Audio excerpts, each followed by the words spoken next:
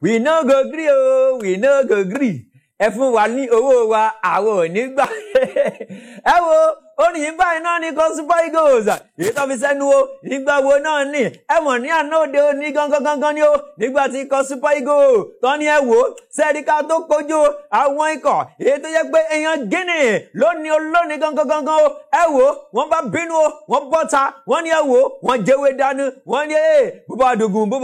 bó bá dìjà kó dìjà, bó bá dogun kó dogun, bó bá dìjà kó dìjà. Ẹ wò mí gẹ́lẹ́ bí ló ṣáájú wọn. Alex wo bí tẹ̀lé wọn. Ìwífẹ́ dídì, òun náà wá lẹ́yìn wọn nígbà tó bẹ̀rẹ̀ sí sọ pé ẹ fún wa lówó wa. Wọ́n ti ẹ̀tún mọ́rin kan sẹ́nu mo rántí nísinsìnyí. Wọ́n ní ẹ fún wa ní owó wa. Ànábì láìpẹ́ yẹn. Ọ̀rọ̀ ẹ̀ka ẹ wò gbogbo ẹ̀ ṣá. Kàdúgbà lọ́wọ́ ààrẹ Muhammadu Buhari o. Ìyẹn bàbá, ìyẹn ààrẹ gangan o. Ẹ mọ̀ kí bàbá yìí ìmọ̀ nífẹ̀ẹ́ sí àwọn agbábọ́ọ̀lù wa. Ó wá ní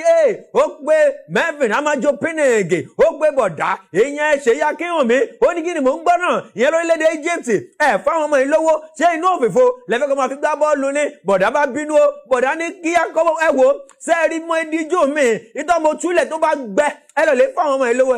gbogbo ẹ̀ ṣá àti àdúgbò o ìgbó wọn ṣe kí ni wọ́n fáwọn ọmọ yìí lówó wọn dáadáa ẹ wo gbogbo ẹ̀ àti kó wọlé bíbá o a máa fún yín dáadáa èyí náà ti rí bóyá ṣẹlẹ̀ láàrin ikọ̀ Nàìjíríà àti Kini bó o lè ṣe lọ́dọ̀ sí wọ́n mọ̀ yìí pé ẹ wo ọ̀pọ̀lọpọ̀ yẹn ni ẹ wo àyà yín jalè ẹ wo bóyá ṣe mọ́ ṣẹlẹ̀ bóyá mọ̀ rí náà èmi ṣàgbàgbọ́ pé ṣẹ́ẹ́rì nípele tá a wà pàápàá ìyẹn ní AFCON tá a wà orílẹ̀-èdè Nàìjíríà á ṣe dáadáa kódà ẹ wo ẹ lọ lè wo bí tá ẹ lọ má sọ ṣẹ́ẹ́rì lórílẹ̀-èdè Nàìjíríà yìí gangan o á gbé AFCON yìí á gbé wálé dáadáa òun la fi takọ́ sẹ́sẹ́rẹ́ tó yẹ tó wá ìyẹn AFCON special edition èyí tó ṣe tẹ́lifẹ̀ gbé kalẹ̀ o fún wa láti jẹ̀gbáládùn wa dáadáa láti di pé ká máa fi sọ̀rọ̀ àjìjà lágbègbè tá a wà yìí kó má di pé tí ẹ̀ mọ̀ bó ṣe ń lọ àti bó ṣe ń rí ìyẹn orílẹ̀-èdè Egypt láti gbétò iná kálẹ̀ ó yẹ ká máa kí gbogbo àwọn alátìlẹyìn àwọn gbogbo olùléṣẹ́ ìyẹn ti Orísun tẹlifíṣàn wípé ẹ fún wa lélẹ̀ ṣe o ọpẹ́ náà ni o ọpẹ́ láti máa da ẹ ká dárí ọpẹ́ wa padà sọ́dọ̀ Ọlọ́run ọba mi tó fún wa lórí ọ̀fẹ́ lẹ́ẹ̀kan sí o láti di ọjọ́ yìí láyà àti àlàáfíà ẹ̀rọ ti gbé ńgbà tá à ń lọ adágbédé o ìgbé à ń lọ o àpáta àti ẹ̀mọ̀ gbà padà wá lọ́dọ̀ àwọn ọba mi wọ́n fún tẹ̀lú pé èsòdì ó yá ẹ̀mọ̀ padà lọ Ọlọ́run ọba náà la mọ̀ pé ẹ̀yìn wá fún lónìí o bóòní sẹ́ lónìí ṣé kò rẹ̀ ra Ọlọ́run ọba yóò kò máa fún wa lérè dìmọ̀sọ́rì pìrìsẹ́tà náà lórúkọ tẹ̀mọ́ Ọlámilékan Dáramọ́lá HOD ẹ wo lónìí èmi nìkan mo nílé tán kí ni èmi mo gara tán èmi nìkan ní mo mú wá fún yín o ẹ wò nítorí pé a máa jù kí ni ẹ síra wa ni ṣe mọ̀ pọ́pọ́lọpọ̀ ló ti bọ́ta lọ tí wò pé bó o láṣẹ ṣe lórí Nàìjíríà Nàìjíríà àti Kini bó o ló ṣe ṣẹlẹ̀ bó o ló ṣe rí ẹ ṣáà ti rí pé gbogbo ẹ̀ náà bó ṣe lọ sódùn mọ́ yín nú ó dùn mọ́ yín àkòdùn mọ́ yín nú gẹ̀gẹ́lẹ́ ẹ wo gbogbo ẹ tí a fọkàn balẹ̀ ṣẹ̀rọ ilẹ̀ Nàìjíríà yìí á jáde kúrò ìyẹn níbi tá a wà yìí ìyẹn ní group stage á lọ round 16 á dé quarter final á dé semi final kódà ẹ wo agbèfè agbèwà dáadáa gbogbo ẹ̀ sá ó ṣáà ti ṣẹlẹ̀ o ẹ má gbẹgbẹ jẹ́ rán ilé tí sẹ́fà dípẹ́ gbàgbé o ẹ mọ̀ wípé ọjọ́ ajé gangan nìkan Super Falcons tó fìdí balẹ̀ ìyẹn tó yẹ gbé ẹ̀rọ ìyẹn tó yẹ gbé bàálù wọn ó ṣe kí ni o ó fìdí balẹ̀ gùdẹ̀ ìgbé ìyẹn sí ìlú Àbújá bọ́yé balẹ̀ báyìí wọ́n ní kí ni ẹ má bọ̀ ń bí ó yá ikọ̀ yẹn France Embassy àwọn aṣojú orílẹ̀-èdè Faransé o ibi jẹ́ pé àwọn náà ló máa ń ṣe bá a ṣe ń lọ bá a ṣe ń bọ̀ sókè òkun yẹn France Embassy ló pa àwọn ọmọ yìí ó ní ẹ bọ́ bí ó yẹ máa bọ̀ ẹ jẹ́ kí n wò yín ó yẹ kara yín ó yẹ tò ó yà ọ̀pára ní oṣù ó yà tò síwájú ó yà tà ń bẹ̀lẹ́ ó yà gbogbo ẹ tò dáadáa ṣé amaka ó yẹ tò ó yẹ kara yín ṣe pé àbẹ́nìkan ti fi ara ẹnìkan nu yín ó ti sá lọ ìyẹn ní France ló bá di pé wọ́n ní káwọn ọmọ yìí tó dáadáa ó yẹ máa kà wọ́n ẹ̀rọ tí náà o inú ìwé inú àwọn kìrìsìtẹ́nì nínú Bíbélì wọ́n ní gbogbo wa náà lágorí òkè ògo ó yẹ kà wọ́n Mósè sì kà gbogbo wọn sì ní kò sẹ́ni tó pẹ̀ nínú wọn adúpẹ́ o gbogbo àwọn ẹ̀gọ́ Super Falcons èyí tó lọ sórílẹ̀-èdè Faransé náà lọ balẹ̀ ìyẹn sórílẹ̀-èdè Nàìjíríà àwọn tó yẹ pé wọ́n ti padà síbi tó ti ń ṣiṣẹ́ orí èyí tó ríran wọn nínú àwọn kílọ̀bù wọn àwọn náà ti padà lọ lọ́hùn o àmọ́ gbogbo àwọn tó balẹ̀ sórílẹ̀-èdè Nàìjíríà wọ́n kà wọ́n pé dáadáa o ọpẹ́ náà ní lọ́wọ́ Ọlọ́run gbogbo àwọn ọmọ ilẹ̀ ó mú wọn bọ́ o àmọ́ gbogbo ẹ̀ àwọn náà sì ń bínú o wọ́n sì ní ẹ wo owó ń bẹ lọ́wọ́ àwọn NFF tó ti fún wa ẹ fáwọn ọmọ ilé owó wọn o ẹ jẹ́ ká wò bó ṣe máa rí bó ṣe máa jẹ́ bí wọ́n bá ṣiṣẹ́ fún wa ẹ mọ̀ wípé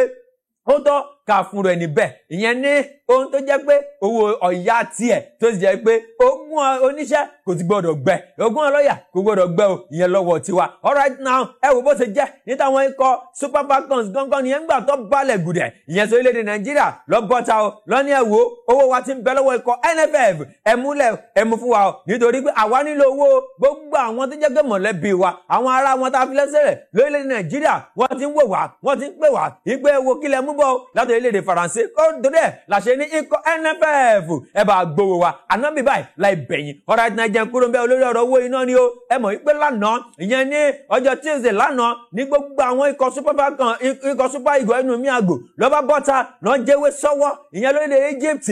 Mikel ló ṣáájú wọn Ahmed Musa tẹ̀lé o Alex Iwobi tẹ̀lé kó tó di pé akójú ikọ̀ Guinea lọ́sàn-án yẹn rántí dáadáa ẹ wò ó ló bá di wípé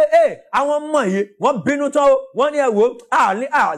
tírénìkẹ̀ àlè gbáradì kankan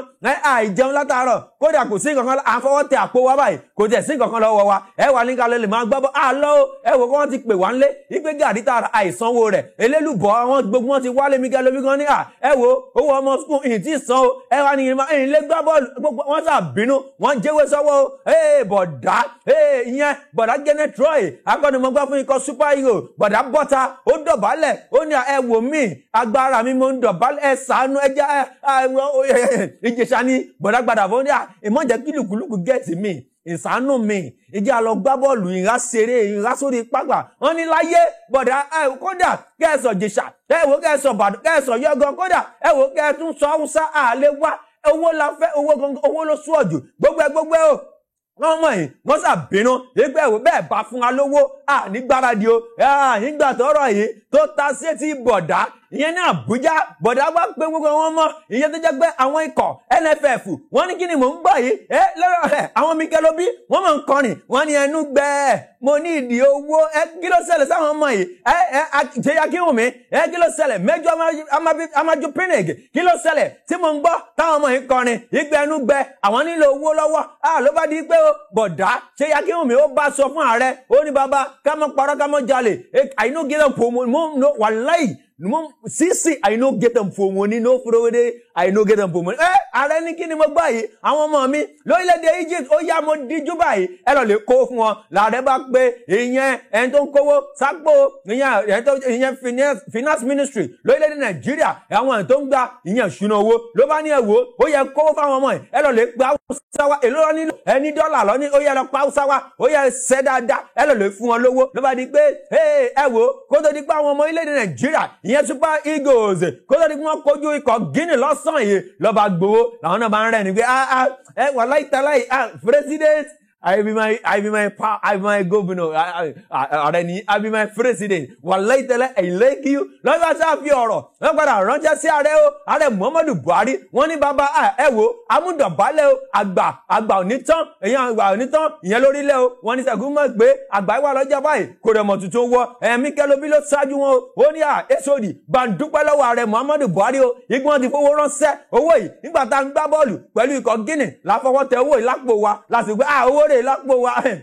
Guinea á lù yín bí ìta bẹ̀yìn dáadáa ló bá di pé gbogbo ẹ̀ sá owó sáà ti padà sọ́wọ́ àwọn bọ̀dá ẹ̀ ló bá di pé àwọn ẹjọ́ NFF náà bọ́ta o wọ́n dúpẹ́ lọ́wọ́ ààrẹ Muhammadu Buhari yí pé ààrẹ ẹsẹ̀ lèyí a nífẹ̀ẹ́ yín o